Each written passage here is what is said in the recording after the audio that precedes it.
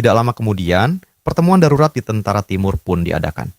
Para komandan divisi berkumpul dan Komandan inti langsung mempertanyakan apakah ada di antara mereka yang mengetahui masalah tersebut.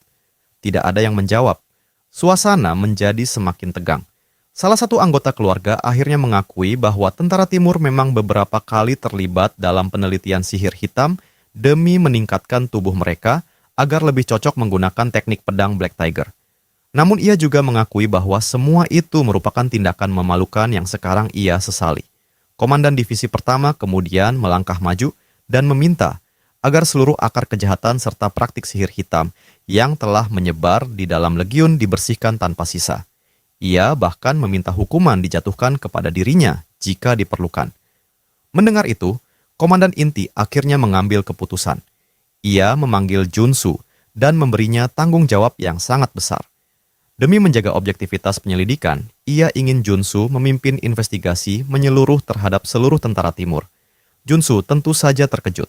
Baginya ini adalah urusan internal keluarga besar Tentara Timur dan tidak ada alasan dirinya terlibat. Namun, Komandan inti menjelaskan bahwa ia memiliki terlalu banyak anak dan tidak ada seorang pun yang dapat dipercaya sepenuhnya untuk menangani masalah tersebut. Karena itu, ia menganugerahkan posisi kehormatan sebagai Inspektur Jenderal serta pangkat kehormatan Mayor Jenderal kepada Junsu. Setelah berpikir sejenak, Junsu menyadari bahwa ini adalah kesempatan untuk membangun aliansi darah lainnya. Ia pun menerima tawaran tersebut. Beberapa hari kemudian, Junsu mulai bekerja dari kantor Inspektur Jenderal yang baru. Hasil investigasi awal segera menunjukkan bahwa dugaannya selama ini benar. Sebuah menara sihir bawah tanah di wilayah tertentu terbukti memperoleh monster dan binatang buas secara ilegal. Selain itu, dana penelitian milik Tentara Timur ternyata mengalir ke berbagai organisasi gelap. Salah satu temuan paling mengejutkan adalah keberadaan arena rahasia di Gangnam yang digunakan untuk mempertontonkan pertarungan antara manusia dan monster demi hiburan para penonton kaya. Seluruh operasi itu dijalankan menggunakan monster hasil perolehan ilegal. Para penyelidik yang bekerja bersama Junsu tidak mengerti bagaimana ia bisa menemukan petunjuk-petunjuk tersebut begitu cepat. Namun, Junsu sebenarnya hanya menghubungkan berbagai informasi dengan pengetahuannya mengenai alur cerita Arcane Soul. Ia sudah mengetahui bagaimana para superhuman tipe petarung menggunakan sihir hitam untuk meningkatkan kekuatan mereka. Dengan bantuan trade miliknya yang luar biasa, ia memeriksa dokumen rahasia dan laporan keuangan Tentara Timur selama berhari-hari tanpa henti. Sedikit demi sedikit, semua kepingan teka-teki mulai tersusun. Bukti-bukti pelanggaran anggaran telah ditemukan. Kini yang tersisa hanyalah mengidentifikasi siapa dalang utama yang menyetujui seluruh operasi ilegal tersebut. Namun, sebelum penyelidikan mencapai titik akhir, sebuah serangan mendadak terjadi. Sebuah bom berbentuk Rubik Cube dilemparkan melalui jendela kantor Junsu. Ledakan dahsyat langsung menghancurkan bangunan itu. Junsu hanya bisa menghela napas karena ini sudah menjadi kali kedua gedung yang digunakannya dihancurkan oleh musuh. Para penyerang kemudian memasuki lokasi ledakan untuk memastikan kematiannya. Mereka harus segera pergi sebelum Komandan inti turun tangan. Namun saat mereka mulai mencari tubuh Junsu, sebuah suara terdengar dari balik puing-puing. Junsu duduk di kursinya tanpa luka berarti. Ia memandang para penyerang dengan santai dan bertanya, apakah mereka benar-benar mengira dirinya akan mati hanya karena satu bom mana? Kedua penyerang itu langsung menyadari bahwa rencana mereka gagal total. Junsu mengungkapkan bahwa ia memang sudah menduga mereka akan datang setelah markas rahasia Black Jaguar dihancurkan. Salah satu penyerang ternyata adalah komandan divisi ketiga, sementara yang lain merupakan sekutunya. Mereka memutuskan menyerang bersama-sama dan mengakhiri semuanya secepat mungkin. Pertarungan pun dimulai.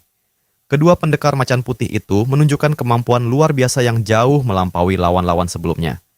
Serangan mereka sangat tajam, dan seluruh tebasan diarahkan ke titik-titik vital. Di antara keduanya, Kujinju adalah yang paling berbahaya. Gaya bertarungnya brutal, kejam, dan penuh niat membunuh, menyerupai iblis yang haus darah. Salah satu dari mereka bahkan menyatakan bahwa masih ada langit di atas langit, seolah ingin menunjukkan bahwa kekuatan Junsu tidak ada apa-apanya dibandingkan mereka. Namun Junsu hanya tersenyum karena kalimat itu justru terdengar seperti sesuatu yang biasa ia katakan kepada musuh-musuhnya sendiri. Di tengah badai serangan dua ahli pedang macan putih tersebut, pertempuran besar yang akan menentukan masa depan tentara timur akhirnya dimulai.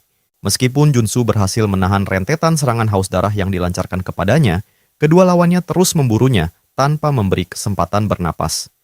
Atas perintah sang kakak perempuan, mereka langsung mengaktifkan teknik Vicious Tiger Charge milik macan putih. Namun Junsu hanya menatap mereka dengan tenang. Salah satu dari mereka mengejek dan menganggap semua yang dilakukan Junsu hanyalah gertakan semata.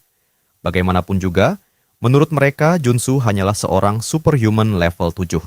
Namun pada saat itu, aura Junsu berubah sepenuhnya. Perubahan itu begitu drastis hingga bahkan wanita tua yang selama ini memandang rendah dirinya pun terdiam. Mereka benar bahwa Junsu memang seorang level 7, tetapi mereka salah karena menganggapnya sebagai level 7 biasa. Junsu adalah seseorang yang telah melampaui standar para superhuman pada level yang sama. Junsu kemudian mengatakan bahwa menghancurkan seluruh bukti kejahatan mereka akan menjadi tindakan yang sangat mahal. Sesaat kemudian, ledakan-ledakan dahsyat bergema di medan pertempuran. Energi pedang yang ia lepaskan merupakan kristalisasi paling murni dari kekuatan seorang superhuman transenden yang telah menembus seluruh batas kemampuannya. Gelombang kejut yang luar biasa kuat merambat melalui bilah pedangnya.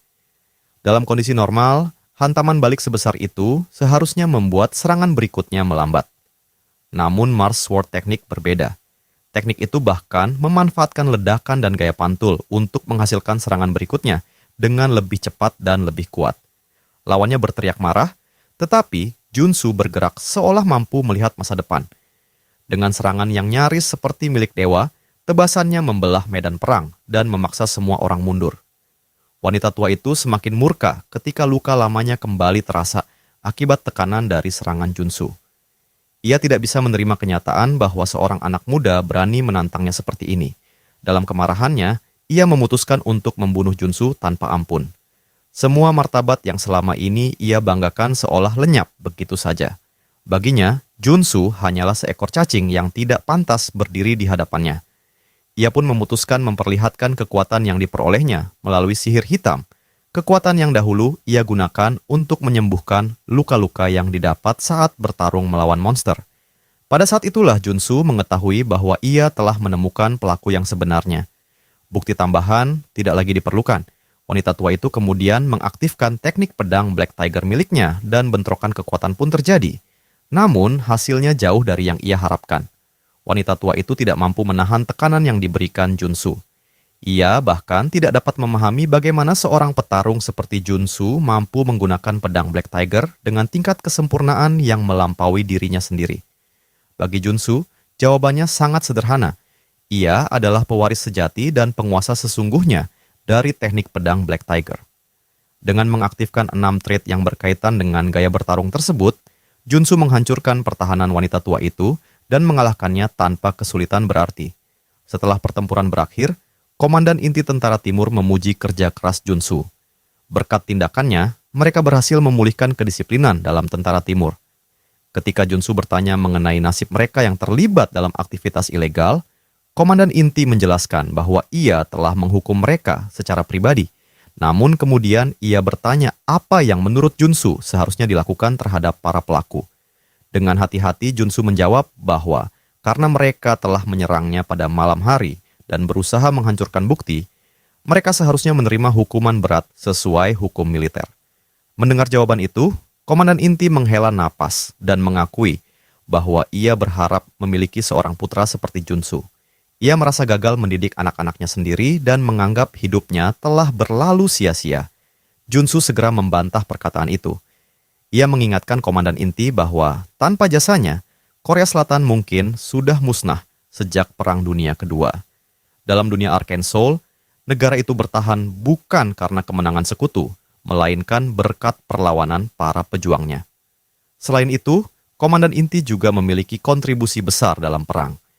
Junsu meminta agar pria itu tidak melupakan warisan besar yang telah ditinggalkannya bagi negara. Komandan Inti hanya tertawa dan menuduh Junsu sedang menjilatnya. Setelah suasana mencair, ia memutuskan memberikan hadiah kepada Junsu. Komandan Inti meminta Junsu menutup mata dan berdiri diam. Junsu penasaran dengan hadiah yang akan diberikan. Ternyata yang akan diberikan bukanlah benda biasa, melainkan seluruh esensi hidup sang komandan inti sendiri. Ketika tangan pria tua itu menyentuh dada Junsu, bayangan-bayangan gelap mulai berputar di sekeliling mereka sebelum masuk langsung ke dalam tubuh Junsu. Saat itu juga Junsu menyadari apa yang sedang terjadi. Ia menerima Hero, salah satu trait terkuat di Arcane Soul, sebuah trait yang berisi pengalaman, tekad, dan kekuatan hidup komandan inti selama puluhan tahun. Mana yang sangat kuat mengalir ke seluruh tubuhnya, seperti gelombang yang tak terbendung. Setelah proses itu selesai, komandan inti menjelaskan bahwa transfer tersebut berjalan dengan baik. Junsu tidak mengerti mengapa pria itu rela melakukan pengorbanan sebesar itu untuk dirinya. Namun, komandan inti menjawab bahwa suatu hari ia memang harus mewariskan kekuatan itu kepada seseorang. Meskipun begitu, Junsu tidak akan bisa menggunakan kekuatan tersebut secara langsung. Trait Hero baru dapat dibangkitkan sepenuhnya setelah ia mencapai level 8. Junsu menyampaikan rasa terima kasihnya dengan tulus. Ia bahkan tidak tahu bagaimana cara membalas kebaikan sebesar itu. Komandan inti hanya memiliki satu syarat. Ia ingin Junsu menjadi sebuah konstelasi, sosok terkuat di dunia. Ia harus mencapai level 9 agar pengorbanan yang dilakukan hari ini tidak sia-sia. Junsu mengetahui bahwa dalam alur asli permainan, komandan inti seharusnya masih hidup beberapa tahun lagi. Namun karena transfer kekuatan ini, kematiannya akan datang jauh lebih cepat.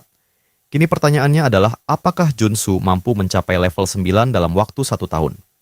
Di tengah percakapan itu, sistem miliknya tiba-tiba memberi peringatan tentang panggilan masuk. Peneleponnya adalah Ketua Song. Junsu segera mengangkat telepon. Ketua Song mengucapkan terima kasih karena masalah tentara timur dapat diselesaikan berkat bantuannya. Namun, ia juga bertanya apakah Junsu sudah melihat berita terbaru. Saat Junsu membuka berita tersebut, ia langsung membeku. Wabah zombie telah terjadi di berbagai wilayah Brazil dan ratusan orang dilaporkan terluka. Pemerintah Brazil sedang berusaha mengendalikan situasi. Junsu tidak bisa memahami apa yang terjadi. Ia mengira ancaman itu telah dihentikan ketika Black Jaguar Order dihancurkan.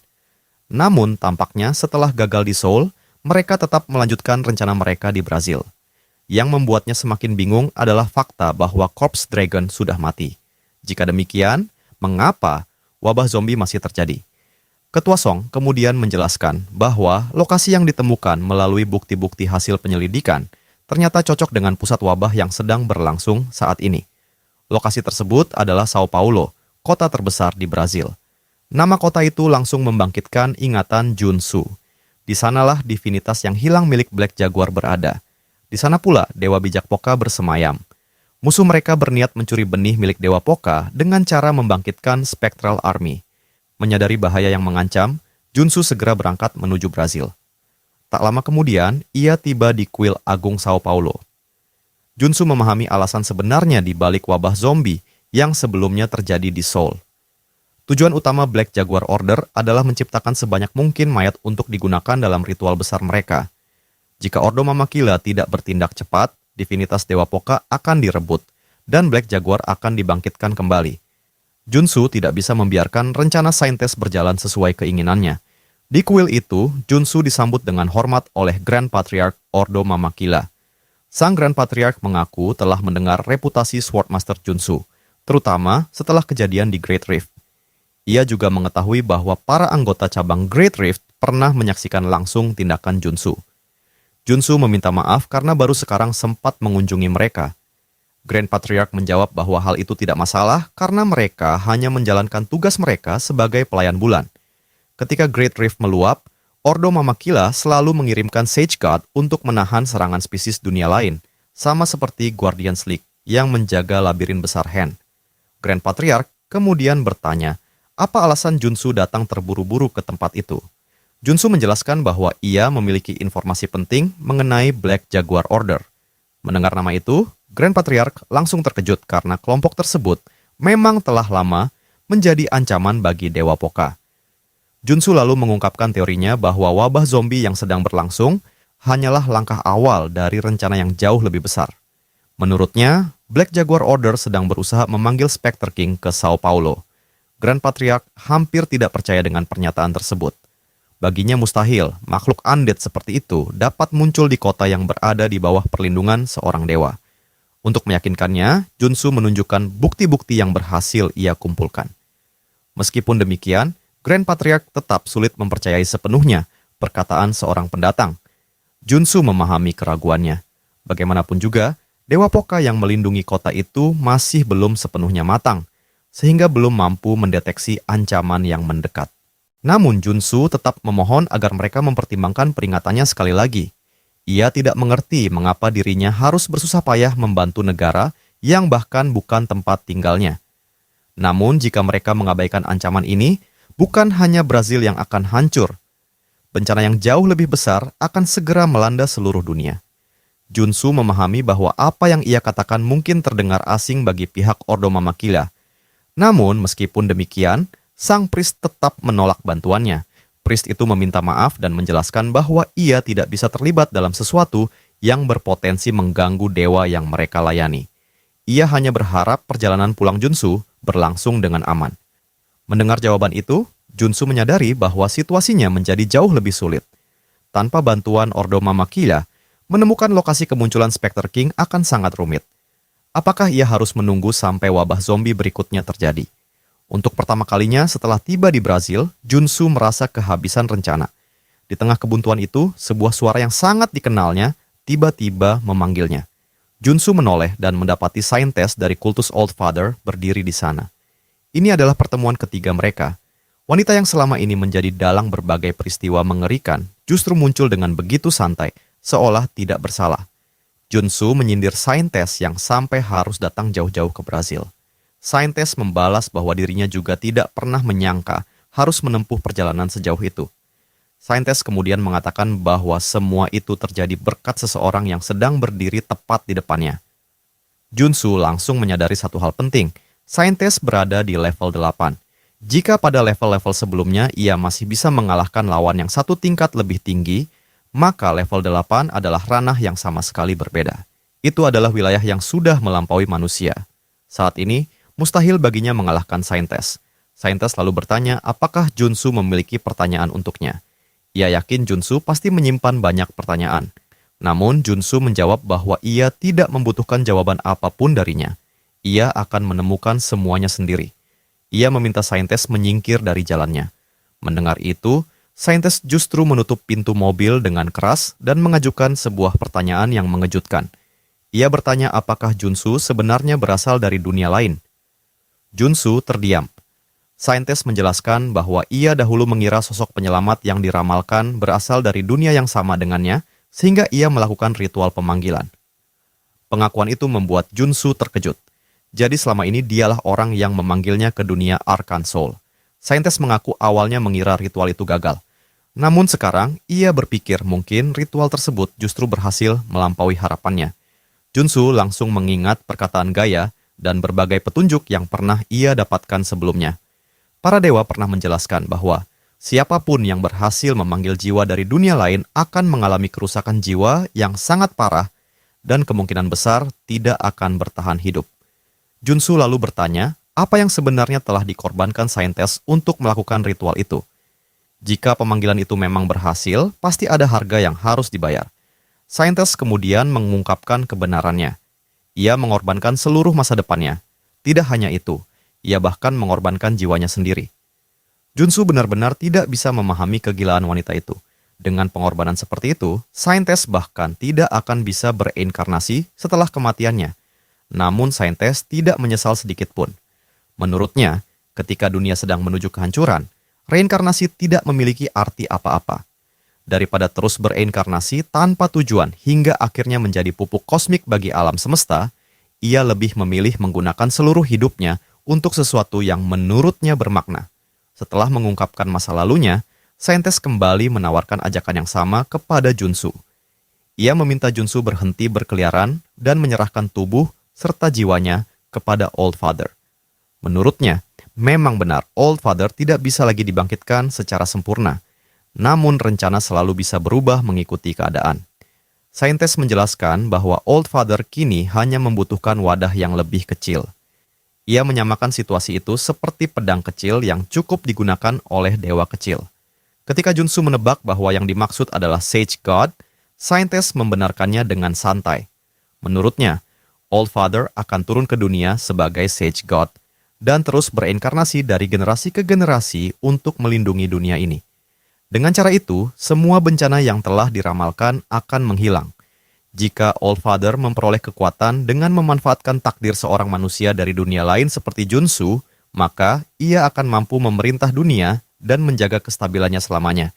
Saintes kemudian meminta Junsu bergabung dengannya untuk menyelamatkan dunia. Ia memanggil Junsu sebagai penyelamat suci dan memohon agar ia menyerahkan satu tubuh dan satu jiwanya demi keselamatan semua orang. Namun Junsu langsung menolak. Memang benar, ia tidak memiliki keluarga atau teman ketika pertama kali datang ke dunia ini. Namun sekarang situasinya berbeda. Ia telah memiliki murid-murid, sekutu, dan orang-orang yang ingin ia lindungi. Ia bersedia mempertaruhkan nyawanya demi mereka, tetapi bukan berarti ia akan menyerahkan dirinya begitu saja demi rencana orang lain. Baginya, dunia yang hancur karena bencana dan dunia yang berubah menjadi peternakan manusia di bawah kekuasaan makhluk transenden sama-sama merupakan neraka. Ia tidak melihat perbedaan berarti di antara keduanya. Mendengar jawaban itu, saintis tampak kecewa. Ia mengatakan bahwa seandainya Junsu masih memiliki seluruh ingatan asli dari dunia asalnya, mungkin mereka berdua akan saling memahami. Perkataan itu membuat Junsu terkejut. Ia langsung bertanya apa yang dimaksud dengan ingatan asli tersebut. Namun, sebelum ia sempat memperoleh jawaban, saintis hanya mengucapkan salam perpisahan. Ia memberkati Junsu dengan restu All Father dan menghilang begitu saja. Junsu hanya bisa berdiri terpaku sambil bertanya-tanya tentang makna kata-kata terakhir yang baru saja didengarnya. Belum sempat ia memikirkan semuanya lebih jauh. Alarm darurat tiba-tiba terdengar di seluruh kota. Pasukan keamanan mulai bergerak dan memerintahkan seluruh warga sipil untuk segera mengungsi. Mereka harus melindungi Dewa Poka. Saat itulah Junsu menyadari bahwa ancaman yang ia khawatirkan akhirnya muncul. Spectre King telah datang. Meskipun berbahaya, kondisi saat ini masih memberikan peluang. Spectre King belum mencapai level 9. Selama ia masih berada di bawah level itu, Junsu masih memiliki kesempatan untuk mengalahkannya. Tak lama kemudian, Spectre King muncul di hadapannya. Makhluk itu langsung mengenali Junsu sebagai manusia yang pernah disebut-sebut oleh Black Jaguar. Spectre King bahkan mengaku bahwa jika ia berhasil memperoleh tubuh Junsu dan melahap jiwanya, kekuatan penuhnya akan kembali. Junsu hanya menghela napas. Ia benar-benar heran mengapa semua musuh selalu menganggap dirinya sebagai mangsa yang mudah ditelan. Spectre King memerintahkan Junsu menyerahkan lehernya agar jiwanya tidak perlu disiksa. Sebagai jawaban, Junsu langsung mengaktifkan Giant Strength. Namun, Spectre King tidak gentar sedikit pun. Sebagai makhluk yang memiliki kemampuan petarung, penyihir, dan priest sekaligus, ia berada di atas level 7,5 meskipun belum pulih sepenuhnya. Bahkan build Mars Trinity milik Junsu masih kalah dalam hal kekuatan fisik murni. Junsu sempat mempertimbangkan menggunakan metode berbahaya yang pernah digunakan Komandan Old Tiger, tetapi ia segera mengurungkan niat itu. Menggunakan teknik yang belum sepenuhnya ia kuasai terlalu berisiko. Ia memutuskan menyelesaikan pertarungan dengan cara yang benar. Junsu lalu mengganti susunan trait miliknya. Ia mengaktifkan Divine Power, Holy Light, Radiance, Hand of Healing dari Gaia, Divine Miracle dari Kali, serta Aura. Kombinasi itu merupakan susunan terbaik untuk menghadapi makhluk undead. Cahaya ilahi yang dipancarkan Junsu langsung menekan energi kematian milik Spectre King. Setelah itu, ia mengaktifkan trait Crown Paladin.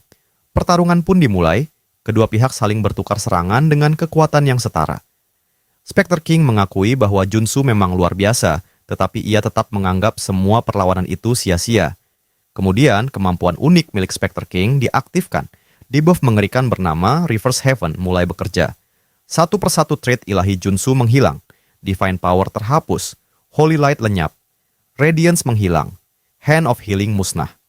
Divine Miracle juga terhapus. Semua kekuatan suci yang menjadi senjata utama Junsu langsung dinonaktifkan. Namun Junsu tidak panik, justru sebaliknya. Fakta bahwa Spectre King sampai harus menggunakan Reverse Heaven membuktikan bahwa serangan suci tadi telah memberikan kerusakan besar kepadanya. Junsu menyadari bahwa fase pertama pertarungan telah selesai. Sekarang waktunya memasuki fase berikutnya sebelum cooldown Reverse Heaven berakhir. Ia kembali mengatur trait miliknya, Giant Strength, Mana Spirit, Practical Combat, Crown Paladin, Lightning Strike, Resonance, dan Omnipotent aktif secara bersamaan. Spectre King memuji Junsu karena memang layak menjadi mangsanya. Namun, Junsu tidak peduli. Ketika Spectre King menancapkan pedangnya ke tanah, aura nekromansi milik Spectre King menyebar ke seluruh pasukan zombie. Spectre King mulai berdoa kepada Dark Jaguar sambil mengaktifkan sihir, area yang mengorbankan para zombie untuk memperkuat dirinya sendiri. Junsu tahu pola ini dengan sangat baik. Serangan itu memang menyakitkan, tetapi harus ditahan. Jika para zombie tidak dibersihkan sekarang, Spectre King akan menggunakan sihir pemulihan untuk menyerap mereka dan memulihkan seluruh kekuatannya.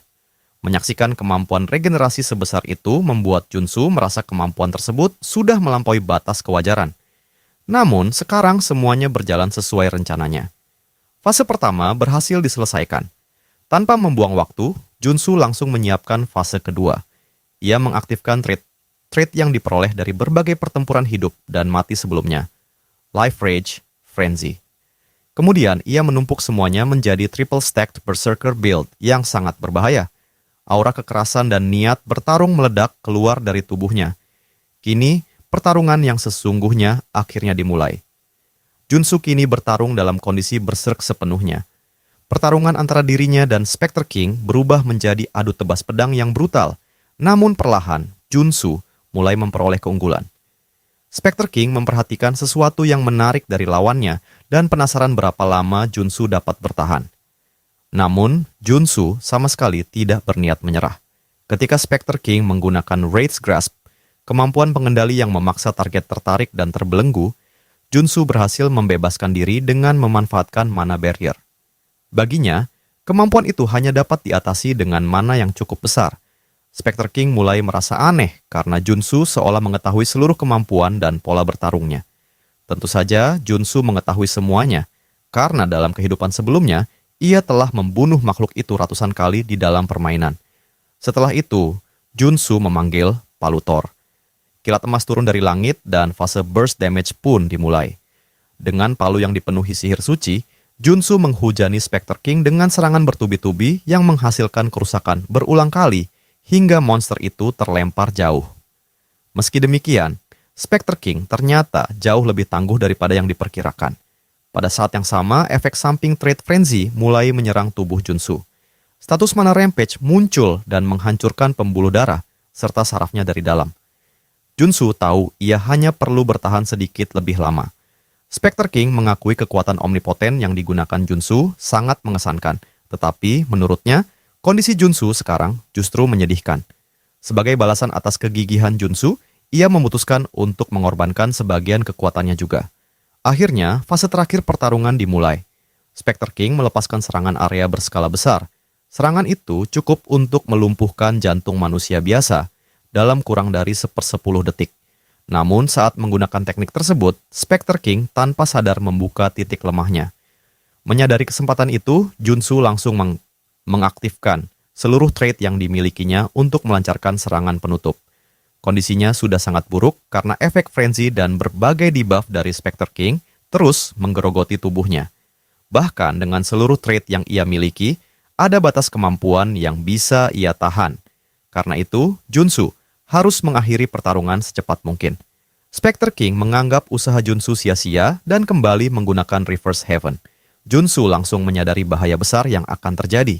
Jika trait miliknya menghilang sekarang, rasa sakit yang selama ini tertahan akan meledak sekaligus.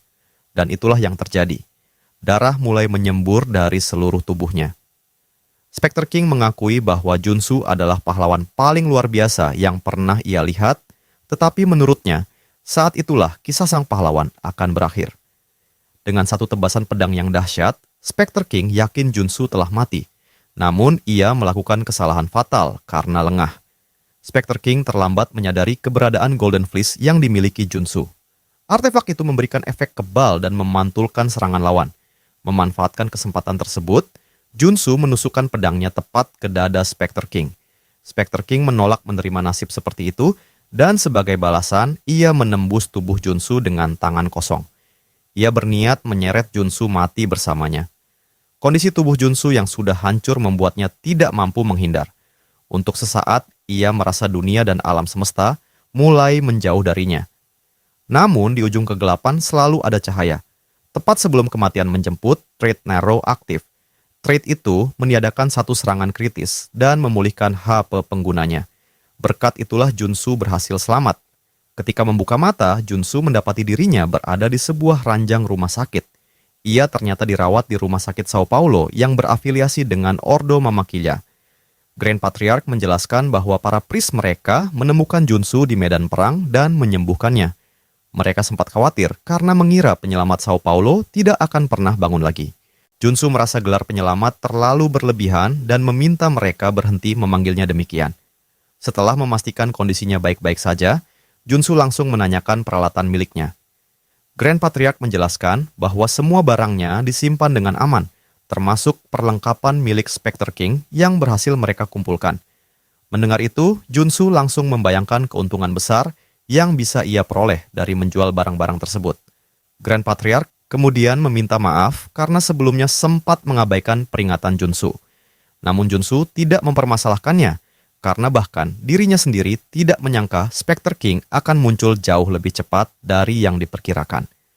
Sebagai bentuk rasa terima kasih, Grand Patriarch menghadiahkannya nektar yang sangat berharga.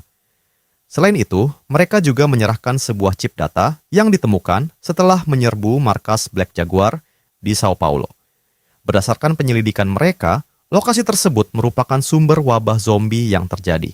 Junsu langsung memahami bahwa jika markas utama Black Jaguar berhasil dihancurkan, maka pasti ada petunjuk menuju kultus All Father di dalam chip tersebut. Dengan demikian, episode 2 akhirnya hampir mencapai akhirnya. Setelah pulih, Junsu memenuhi undangan menuju kuil utama untuk bertemu langsung dengan dewa hidup Brazil, Poca.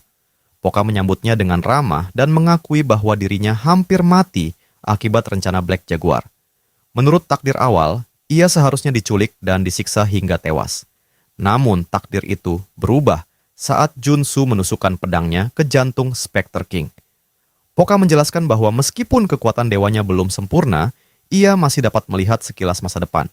Karena itulah ia mengetahui bahwa Junsu telah menyelamatkan bukan hanya kota Sao Paulo, tetapi juga seorang dewa. Mendengar itu, Junsu terkejut. Ia mulai merasakan adanya perbedaan besar antara dunia permainan yang ia kenal dan kenyataan yang kini ia jalani. Fenomena itu kemungkinan merupakan efek kupu-kupu akibat tindakannya yang terus mengubah jalan cerita. Poca kemudian mengungkapkan harapannya terhadap Junsu. Sesekali dunia melahirkan sosok yang mampu mengubah bahkan takdir para dewa. Makhluk seperti itu dikenal sebagai Heaven Destroyer atau Heaven Defier. Sebagai seorang Otherworlder, Junsu termasuk kategori yang sangat istimewa. Sebagai bentuk penghargaan, Ordo Mama Quilla menawarkan posisi Paladin Kehormatan sekaligus Kapten Paladin Kehormatan kepada Junsu. Jabatan itu memberikan otoritas besar tanpa tanggung jawab yang memberatkan. Tentu saja Junsu menerimanya. Namun, tujuan utama Junsu bertemu Poca adalah hal lain. Untuk mencapai level 8, ia membutuhkan darah Poca sebagai dewa gunung berapi dan darah saudaranya, Dewa Winnie. Ketika Junsu memintanya secara langsung, Poca dengan senang hati menyetujuinya.